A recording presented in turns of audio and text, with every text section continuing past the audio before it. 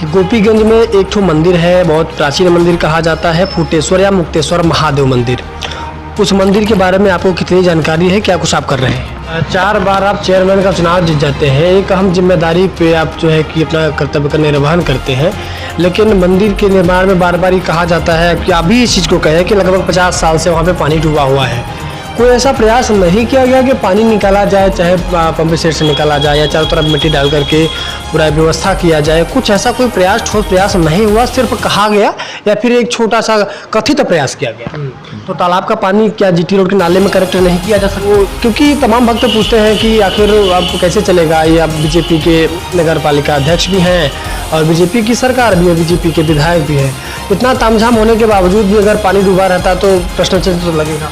नगर में बहुत सारे युवा होंगे जो कि स्पोर्ट्स की तैयारी के लिए भी आगे बढ़ रहे होंगे और तमाम दौड़ने के लिए हर एक विभाग में, तो सेना में 4 साल के लिए भर्ती योजना भी शुरू हो चुकी है। तो कुछ ऐसा ग्राउंड आपने कुछ बनवाने की कोशिश करी है कि नगर के लोग हमारे नगर में ही रह करके कुछ ऐसा ग्राउंड हो जहाँ पे तैयारी कर सकें? गोपीगंज के विकास के लिए अभी तक आपने कोई 4-5 महत्वपूर्ण काम किए हों जो कि ऐतिहासिक हो, लोग याद करें आपके नाम से? गोपीगंज बहुत बड़ा मार्केट है, आसपास के क्षेत्र में कहा जाता है कि गोपीगंज व्यापारियों का गढ़ है, बहुत अच्छे व्यापारी हैं।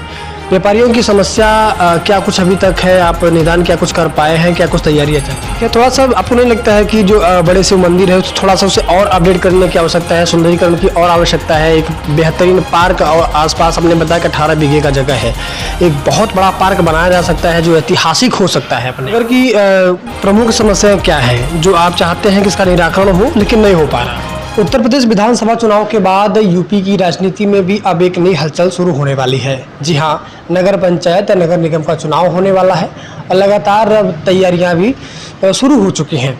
अगर सीधे कहें तो इस बार भी समीकरण चल रहा था, जातीय हो, धार्मिक हो या चाहे विकास का एजेंडा हो, जो मुद्दे चल रहे थे विधानसभा चुनाव में वही मुद्दे देखने को मिलेंगे नगर पंचायत या नगर निगम के चुनाव में। इस वक्त हमारे साथ कुछ इस बातचीत करने के लिए नगर पालिका गोपीगंज के चेयरमैन है प्रहलाद दास गुप्ता। गोपीगंज में एक मंदिर है, मुक्तेश्वर या फूटेश्वर महादेव मंदिर है, उसका भी मुद्दा काफ़ी गर्म चल रहा है, पूरे जिले में चर्चा का विषय बना हुआ है। उस विषय पर भी बातचीत करने की कोशिश करेंगे और जानेंगे कि आखिर वहाँ तक अभी अध्यक्ष जी ने या चेयरमैन साहब ने क्या कुछ किया है और अभी तक अपने क्षेत्र में या फिर नगर पालिका में क्या कुछ कर रहे हैं, जनता तक क्या कुछ योजनाएँ पहुँच रही हैं, कहाँ तक सफलता मिल रही है। बहुत सारे मुद्दे हैं बातचीत करने के लिए। सर, द रियल हिंदुस्तान में आपका बहुत बहुत स्वागत है। सबसे पहले सवाल करेंगे धर्म से, क्योंकि कहा जाता है कि इसमें हिंदुत्व की सरकार चल रही है, बाबा जी बैठे हुए हैं और हिंदुत्व का एजेंडा जो है चला रहे हैं। मेरा पहला सवाल आपसे यही है कि गोपीगंज में एक ठो मंदिर है, बहुत प्राचीन मंदिर कहा जाता है, फूटेश्वर या मुक्तेश्वर महादेव मंदिर। उस मंदिर के बारे में आपको कितनी जानकारी है, क्या कुछ आप कर रहे हैं? वो मंदिर बहुत प्राचीन मंदिर है और काफ़ी अरसे से पानी में डूबा हुआ है। हम जानते हैं कि हमारे बचपन से ही डूबा हुआ है, 50-60 सालों से, क्योंकि वहाँ पानी निकलने का कोई रास्ता नहीं है और वैसे भी कोई आने जाने का रास्ता भी नहीं है। चूँकि उस वक़्त जो है करीब जब गिरा ये तो बनाने के लिए काफ़ी लोग कोशिश किए, लेकिन समय समय पानी भर जाता था जिसकी वजह से बन नहीं पाया ये। न बनने का मुख्य कारण एक तो यही है और कुछ लोग बनाने के लिए कोशिश भी किए, आधा निर्माण कराए, किसी वजह से उनके सामने कोई प्रॉब्लम आई इसलिए वो नहीं बना पाए। अभी लड़के हैं बाजार के बहुत से जो चाहते हैं कि नहीं मंदिर का जीर्णोद्धार हो फिर से, हम भी चाहते हो। तो सबसे पहले हमने तो प्रयास किया कि जो बाहर से पानी आ रहा है इसमें उसको बंद किया जाए। उसको बंद करने के लिए हमने सारे उपाय कर दिए हैं और जिनका व्यक्तिगत पानी आता था उनको नोटिस भी दिया जा चुका है। इससे हम समझते हैं कि जो जलभराव हो जाता था वो नहीं हो पाएगा, लेकिन बरसात का पानी उसमें जाएगा। जब पानी जाएगा निर्माण नहीं हो पाएगा, जब तक सूखेगा नहीं तब कार्य नहीं हो पाएगा। दिक्कत इसमें यही आ रही है। 4 बार आप चेयरमैन का चुनाव जीत जाते हैं, एक अहम जिम्मेदारी पे आप जो है कि अपना कर्तव्य का निर्वहन करते हैं, लेकिन मंदिर के निर्माण में बार बार ये कहा जाता है कि आप भी इस चीज़ को कहें कि लगभग 50 साल से वहाँ पे पानी डूबा हुआ है। कोई ऐसा प्रयास नहीं किया गया कि पानी निकाला जाए, चाहे पंप सेट से निकाला जाए या चारों तरफ मिट्टी डाल करके पूरा व्यवस्था किया जाए? कुछ ऐसा कोई प्रयास, ठोस प्रयास नहीं हुआ, सिर्फ कहा गया या फिर एक छोटा सा कथित प्रयास किया गया? नहीं, प्रयास किया गया, लेकिन इतना ज़्यादा पानी है तो निकल नहीं पाता वो।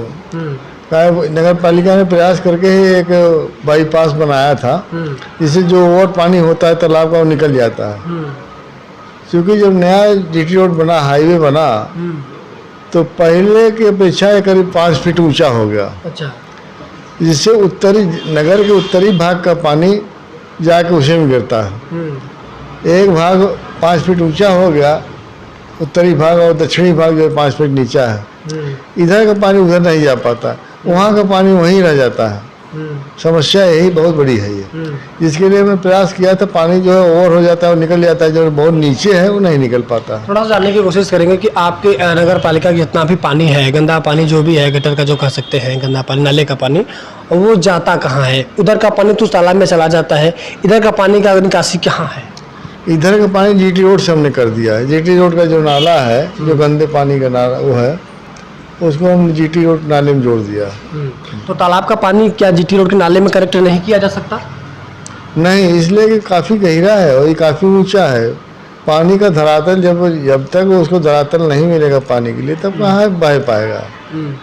पानी के लिए तो हमेशा नीचा धरातल चाहिए। जीटी रोड ऊंचा है, इसलिए निकलने का कोई प्रश्न ही नहीं होता। जो जीटी रोड का नाला है वो ऊंचा है और जो तालाब है वो नीचा है, इसलिए उनका तालमेल नहीं बन पाता है, पानी नहीं निकल पाता है। तो क्या आप प्रयास करेंगे? अब तो पानी डूबा हुआ है, पहले भी वही समस्या थी, आज भी वही समस्या है। तो क्योंकि तमाम भक्त पूछते हैं कि आखिर अब कैसे चलेगा ये। आप बीजेपी के नगर पालिका अध्यक्ष भी हैं और बीजेपी की सरकार भी है, बीजेपी के विधायक भी है। इतना तामझाम होने के बावजूद भी अगर पानी डूबा रहता तो प्रश्न चिन्ह तो लगेगा। अब देखिए, बरसात का मौसम है, अभी तो निकालना संभव है नहीं, लेकिन जो भी नगर पालिका का पानी उसमें जाता था उसको हमने पूरा बंद कर दिया, उसमें कोई एक बूंद भी नहीं जाता। कुछ लोगों का व्यक्तिगत है, उन लोगों को नोटिस दिया जा चुका है कि इसका अपना नाला बंद कर दे। गोपीगंज के विकास के लिए अभी तक आपने कोई 4-5 महत्वपूर्ण काम किए हों जो कि ऐतिहासिक हो, लोग याद करें आपके नाम से? ऐतिहासिक यही कार्य रहा हमारा सबसे महत्वपूर्ण काम, कि गोपीगंज मार्केट के अंदर 11,000 की भी एक लाइन नहीं थी, 11,000 वोल्ट की लाइन नहीं थी। और उसको हमने प्रयास करके जो है मार्केट के अंदर ले आए। अच्छा। बहुत प्रयास किया। दूसरा ये रहा ऐतिहासिक काम कि जीटी रोड चौड़ीकरण में दोनों साइड से काटा जा रहा था, जिसकी वजह से 47 मकान जो है पेड़ गिराए जा रहे थे, जिसमें करीब 3,000 लोग रहते थे जी। उसमें प्रयास करके हमने यहाँ से लेकर दिल्ली तक 2-2 मीटर छुड़वा दिया, और जिसकी वजह से 47 परिवार जो है बच गए, आंशिक रूप से बच गए वो, जिससे हम अपना रोजी रोटी कर रहे हैं। तीसरा काम जो प्राचीन धरोहर है हमारे यहाँ तालाब का, एक बड़े शू तालाब, दूसरा हनुमानगढ़ी तालाब, तीसरा रघुनाथपुर रामपुर घाट रोड वाला तालाब, इसको हमने बनाया है। ये देखने लायक है, आप लोग भी जाके देख सकते हैं। बिल्कुल। उसमें बड़ी बड़ी मछलियाँ भी हैं, करीब 2-2 फीट की। हमेशा लोग जाते हैं, उसको दाना वाना खिलाते हैं, देखते हैं, बैठते हैं वहाँ पर। यही ऐतिहासिक कार्य पुराना रहा। इसके अलावा तमाम बाईपास रोड हमने निकाला, जो जाम की समस्या रहती थी, लोग स्टेशन नहीं जा पाते थे, उसके लिए बाईपास हमने बनाया। ज्ञानपुर जाने के लिए लोग जाम में फंसे रहते थे, उसके लिए भी बाईपास बनाए। मिर्ज़ापुर रोड से जीटी रोड पे जाने में जाम में फंसे रहते, उसको भी बाईपास हमने बनाया। ऐसे कई बाईपास बनाए। नगर की प्रमुख समस्याएं क्या है जो आप चाहते हैं कि इसका निराकरण हो लेकिन नहीं हो पा रहा है? नगर में वैसे खासतौर से कोई समस्या है नहीं, समस्या यही एक ही है, खाली वाटर लॉगिंग की। वाटर लॉगिंग इसलिए है कि धरातल जो है, जो कि नगर का जो भाग है, वो उत्तरी भाग ऊंचा और दक्षिणी भाग नीचा है। उत्तर का पानी उत्तर रह जाता है, दक्षिण का पानी दक्षिण रह जाता है। अब इसके लिए हमने सोचा है कोई नाला नया बनाया जाए, अब गहिरा बनाया जाए, जिससे कि इसका जो है वाटर लॉगिंग वाला पानी निकल सके। तो अभी तक कुछ काम उस पर शुरू हुआ है या फिर प्रस्तावना बना हुआ है? उसका प्रोजेक्ट बना के हमने भेजा है गवर्नमेंट को। नगर में बहुत सारे युवा होंगे जो कि स्पोर्ट्स की तैयारी के लिए भी आगे बढ़ रहे होंगे और तमाम दौड़ने के लिए हर एक विभाग में, अब तो सेना में 4 साल के लिए भर्ती योजना भी शुरू हो चुकी है। तो कुछ ऐसा ग्राउंड आपने कुछ बनवाने की कोशिश करी है कि नगर के लोग हमारे नगर में ही रह करके कुछ ऐसा ग्राउंड हो जहाँ पे तैयारी कर सकें? हमारे नगर में वैसे कोई ग्राउंड है नहीं, लेकिन बड़े शिव मंदिर कैंपस जो है बहुत बड़ा ही है, 18 बीघे का है। उसके हमने बाउंड्री कराया, सुबह शाम वहाँ लोग जाते हैं, अपना व्यायाम भी करते हैं, टहलते भी हैं, और शादी विवाह सारा वहाँ कार्यक्रम वहीं होता है। लेकिन जो भर्ती हैं इसके वो भी जाते हैं, वहीं अपना एक्सरसाइज करते हैं, प्रयास करते हैं वहीं से। मतलब आप मानते हैं कि उस ढंग का अभी ग्राउंड नहीं है जो होना चाहिए? जी। तो इस स्तर पे तो विधायक से भी आप मिलजुल के काम कर सकते हैं, क्यों नहीं? इसके लिए तो और जिले में स्टेडियम बना हुआ है, वहाँ भी लोग जाते हैं। अच्छा, जिले स्टेडियम में जाते हैं, लेकिन दूर पड़ जाता है क्योंकि देखिए हम युवा हैं तो हम उनके दर्द को समझते हैं। युवा का सवाल है, ज़्यादातर लोग इसे नहीं पूछते हैं। अब हमें पूछना इसलिए ज़रूरी हो जाता है क्योंकि सरकार बार बार कहती है कि युवा स्वस्थ रहेगा तो इस योजना में जाएगा, वो करेगा। तो एक ग्राउंड बहुत महत्वपूर्ण हो जाता है। हम किसी भी नेता जाते हैं तो यही सवाल पूछते हैं कि युवाओं के लिए आप क्या कर रहे हैं। ठीक है, थोड़ा सा आपको नहीं लगता है कि जो बड़े शिव मंदिर है थोड़ा सा उसे और अपडेट करने की आवश्यकता है, सुंदरीकरण की और आवश्यकता है? एक बेहतरीन पार्क और आसपास हमने बताया कि 18 बीघे का जगह है, एक बहुत बड़ा पार्क बनाया जा सकता है जो ऐतिहासिक हो सकता है अपने आप में। उसको जो है अमृत सरोवर योजना में हमने लिया है, उसको थोड़ा और सुंदरीकरण उसका हम करेंगे। वहाँ बैठने की व्यवस्था और कराएंगे, लोग जाएँ और बैठे वहाँ पे। और वहाँ हमने बहुत 7,000 वृक्ष लगवाए थे। वहाँ हरियाली का इतना माहौल है कि आपको ऐसा कहीं दिखाई नहीं देगा जितना वहाँ पे है जी। हाँ, वातावरण शुद्ध है बिल्कुल। गोपीगंज बहुत बड़ा मार्केट है, आसपास के क्षेत्र में कहा जाता है कि गोपीगंज व्यापारियों का गढ़ है, बहुत अच्छे व्यापारी हैं। व्यापारियों की समस्या क्या कुछ अभी तक है? आप निदान क्या कुछ कर पाए हैं? क्या कुछ तैयारियाँ चल रही हैं?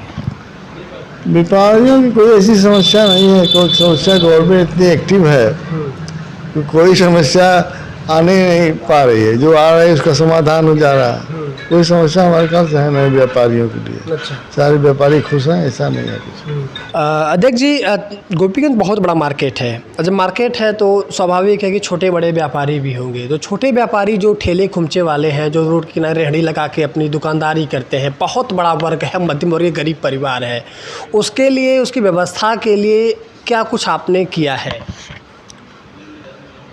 छोटे छोटे दुकानदारों के लिए जो फुटपाथ पर जो है अपना जीवन यापन करते हैं दुकान लगा के, उनको उनके लिए हमने वेंडर जोन बनाया है मिर्ज़ापुर रोड पर। इसके बाद हमारा वेंडर जोन बनाने कई जगहों में अभी है प्रोग्राम। एक तो पड़ाव में बनेगा, दूसरा जीटी रोड पर बनेगा, रामलीला मैदान के सामने बनेगा, और कई जगह बन चुके हैं जिससे उनको काफ़ी राहत है। बिल्कुल।